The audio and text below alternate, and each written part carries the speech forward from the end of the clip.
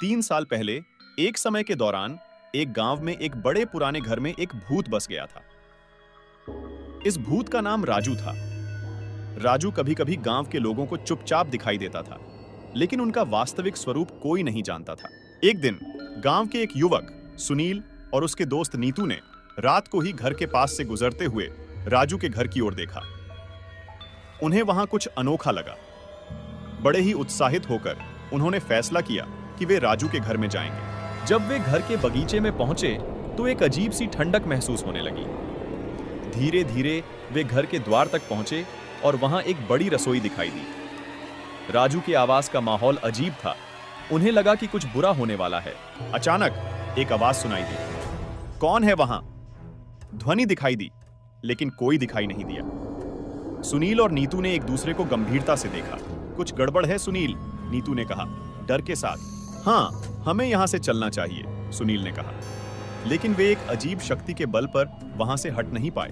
तभी घर की दूसरी ओर से एक भयंकर चिल्लाहट सुनाई दी।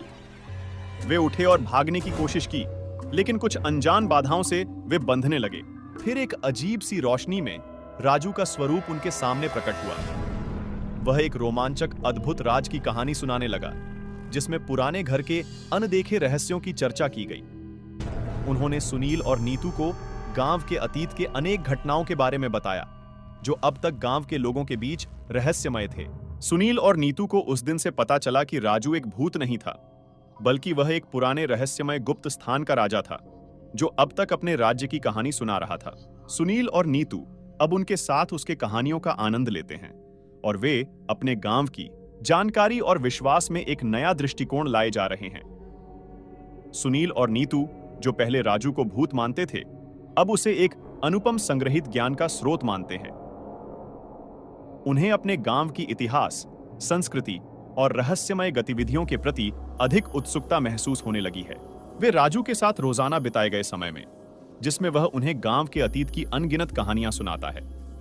साथ ही वे भी गांव के बाहरी दुनिया में अपनी साझेदारी को बढ़ाते हैं, जिससे वे विचारों का आदान प्रदान कर सकें। एक दिन राजू ने उन्हें एक खोज के लिए अपने पुराने किले के अंदर ले जाया, जहां उन्होंने अत्यधिक अमृतता और ज्ञान का खजाना खोजा। इससे सुनील और नीतू का संबंध राजू के साथ और भी मजबूत हुआ और उनके गांव की सामाजिक और आर्थिक विकास में मदद मिलने लगी।